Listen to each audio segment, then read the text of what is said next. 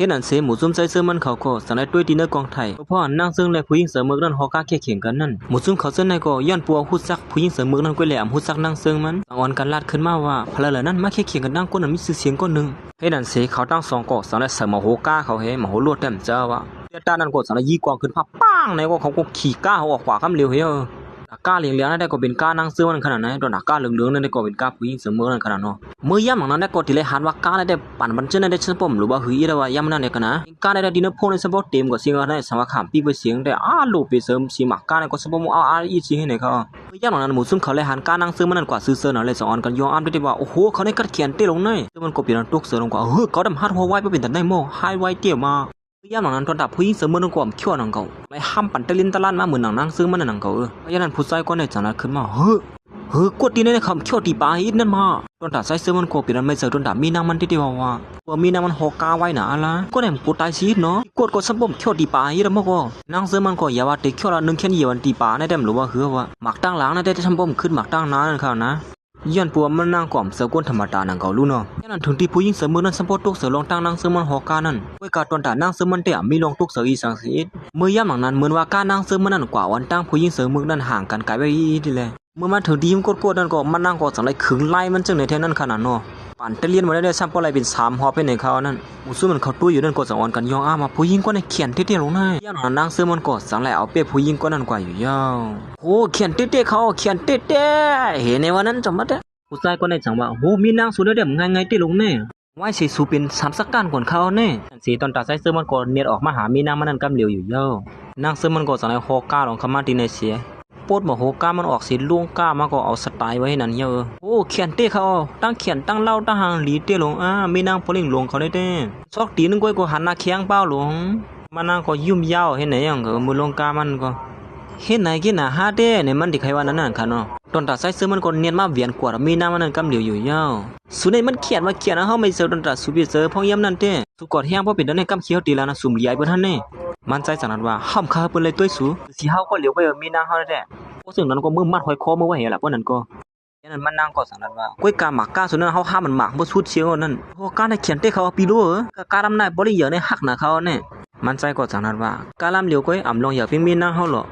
เห็นอันเสียเขาตั้ง2ก็สังไลปอกมือกว่าอยู่เย้าเมื่อย่ำหลังนั้นวิดีโอนั่งซื้อมันอันฮอกาเขียนกันนั่นก็สังไลต่างลงกว่าที่เหนือเฟซบุ๊กนั่นมันนั่งก็เอาชื่อเสียงเยอะไปเห็นเนื้อจูคำขึ้นก้อยเหมือนใจซื้อมันเลยหู้ซื้อหนอนเนี่ยก็สังไลมาอ่านได้ข้อหานถึงมันนั่นเปลี่ยนกวนอันยองอ้ามที่เหนือไม่นั่งมันได้ว่าเนื้อนั่นก็คงบ้าดังเบาอ่อนเมาหนุ่มเขาเสื้อใครผู้หญิงห่างดีนั่นขนาดเนาะย้อนปัวมันใจก็อำเลยเสือเปิ้นมาเลยเจอมีนางมันแหละเฮ็ดไหนได้เป็นการก็เราก็มาคลายมีเขาในกำได้มันใจก็สังให้กับสืบกว่าหาคนนั้นเป็นเพจนั้นกำเหลียวหมดเป็นวิดีโอนั้นกำเหลียว3เท่านั้นได้กูบ่ได้สู้ลูกสู้มันน่ะเฮ็ดไหนมันไหลหลอมมีนางก็มนางเสือมันตื้ออาบน้ำมันนั่นก้อยหนังเขาหันหน้าตามันแซ่บบ่เคยลีเลยจังนั้นว่าสู้เป็นสังละในหน้าตาซั่นป้อมเคยลีละต้องเกียน5ขี้คำกวน5ต่อยันนั้นมันใจก็สังลากเอามีนางมันมาเสียสังลัดขึ้นมาว่าสู้เป็นต้นตาเฮาก็เร็วก้อยข้าเพิ่มมาด้วยสุดเที่ยงตอนด่านนางเสือมันก็หันลองให้สังผมมันเลยจังลัดขึ้นมาว่าเขาเปลี่ยนลองสังลัดในผู้ชายคนนี้ด้วยเหมือนว่าเขาเสือตีเนื้อตัวเขาได้ว่าก้อยกะซื้อก็เยอะลีหักเหมือนกันหนังเก่าสุเป็นอีสังกว่าแล้วในเขาก็มีอยู่หิมคังสุเยอะรุ่นนี่มันใจก็จังลัดว่ามีน้ำมันอาบน้ำหือหนาอะไรมันจะถึงหนาในวันนั้นดูผู้เป็นตอนนั้นก็กว่าอาบน้ำซ้ำเฮาเหี่ยวเลยบ่นั้นก็กว่าอาบน้ำก็ว่าจะถึงนี่ตอนหันกว่าเลยเมื่อยามหันเมื่อเนี่ยตั้งสุดบ่นะว่าตอนนั้นนางเสือมันก็สังวนอยู่ว่าปีศาจแรกเขาเปี้ยปีแต่ไหนเอานี่มาเตะนะเฮือนจำกันมาเขาตั้งหลายวันก้อยหักเขาในบ่เป็นตอนไหนที่ฮะนี่ใจในเหมือนในกูกลัวฮะว่าแต่เขานวลให้กว่าละบ่ไหนก็บ่เจอถึงเขาก็บ่ไหนก็นวลเหลียวแน่ว่าใครนวลจะมือไกลที่มือสุ่มไปม่านกว่านี่เหี้ยวันนั้นมันก็เฮ็ดนั่นสิเขาตั้ง2ก็สังไรนวลกว่ามือเหลียวแน่เขาตึกนวลว่าพวกเขาตื่นมาเฮาก็มาด้วยกันแทงเนาะนอนหลับได้แบบจังหิกไข่ในกันเฮ็ดนั่นสิเหมือนเขาตั้ง2ก็นอนสำคัญนั้นก้อยหนังเก่าใส่เสื้อมันก็สังไรซกออกมาจอบมือเสียย่าก็สังไรมาซุบใส่บัดนิ้วมือนางเสื้อมันนั่นอยู่ยาวโอ้โหจอบมือในหางลีเตียวอ่ะเสียงก็นำไปเจอ2สุไลเจอฮะนี่ไล่เจอปีเจอว่าการออกเปิงหางในก็แค่ปีเจอไว้เสียเขาตั้ง2ก็เลยลงลายมือก็ผูกกันเนี่ยเขาก็เลยกว่าสั่งเฮ็ดไว้นั่นน่ะสุเคยฮู้ก็ย่าวันเหมือนในเขาก็มาปั่นสู่กำเหลียวนั่นยึงอีเต้มันก็ไว้สิเขาก็กูกันดังเฮาย่อเขาก็บ่ก็สั่งเฮ็ดไว้ย่อลงในลีอามาเนาะนี่นั่นสิมันใจก็สั่งได้โซกออกมาสอบมือนั่นสิเฮานางซื้อมันนั่นใส่ปันมันใจอยู่ย่อแกเฮาสู้ปันสุย่อก็ได้สู้ขึ้นสู้ปันเฮาเลยนะสู้ปันดีนิ้วมือมันก็สู้ปันป้าแทงซึ่งวางอ่ะสินางซื้อมันก็สั่งได้สู้ปันมันใจกำเหลียวสู้ปันนิ้วมือมันนั่นก้อยหนังก่อนน่ะไอ้ก็อย่าไปบ่นไกลหนาล่างก็สิจำในผับก็ติฮู้นั่นน่ะว่าเฮาเตะหน้าเฮือนเดียวในนั่นเฮ็ดนั่นเสเขาทั้ง2ก็สังไรนอนลงกว่าเฮ็ดนั่นเหี่ยวที่ในเดียวกับเนกันเนาะถึงกลางเมืองแรงมามือพ่อนมันใจมาขึ้นฝั่งกลุ่มนั่นก็กลุ่มด้วยสอบมือมันอยู่ให้นั่นติ๊กๆให้หน้าเสก้นหย่องเจ็บไรจ้อยนั่นหลง ย้อนปัวลองเฮ็ดสาวมันใจในเปียกเพิงจ้าไว้แล้วถึงที่ลูกน้องมันใจสังนัดว่าเฮ้ยโปเลียวในกว่าเปียกเพียงเว้นน่ะมา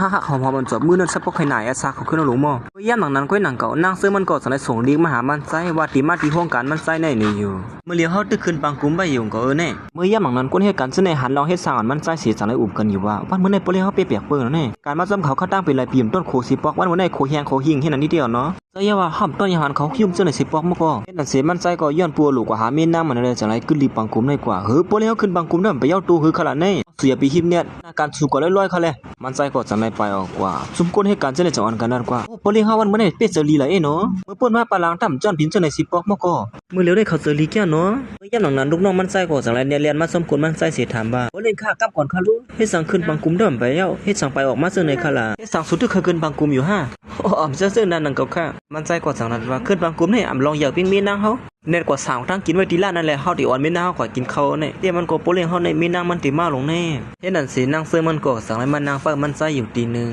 มันใจกวนเน็ตคลิปเนี่ยโรงเรียนเข้ามาหามีนางมันกำเหลืออยู่ยาวโอ้โหสุมาสู้เฮาอย่าหาแน่ฮักเว้ยยาวหลังนั้นมันใจก็สั่งนั้นเนียนมากกว่าเรามีนางมันปวดตันว่ายามหันกันเป็น10 ปีไปยาวลงเฮาจะถึงสุดเด้อนะตอนแต่นางเสื้อมันก็สั่งว่าผู้ชายคนในลาลิวาเด้อนวลจำกันเมื่อคำบาดเมื่อกลางในก็ตึกหานกันเลยว่าจะถึงในลาลิวาน่ะมื้อส่วนในมันห่างเลียวเฮา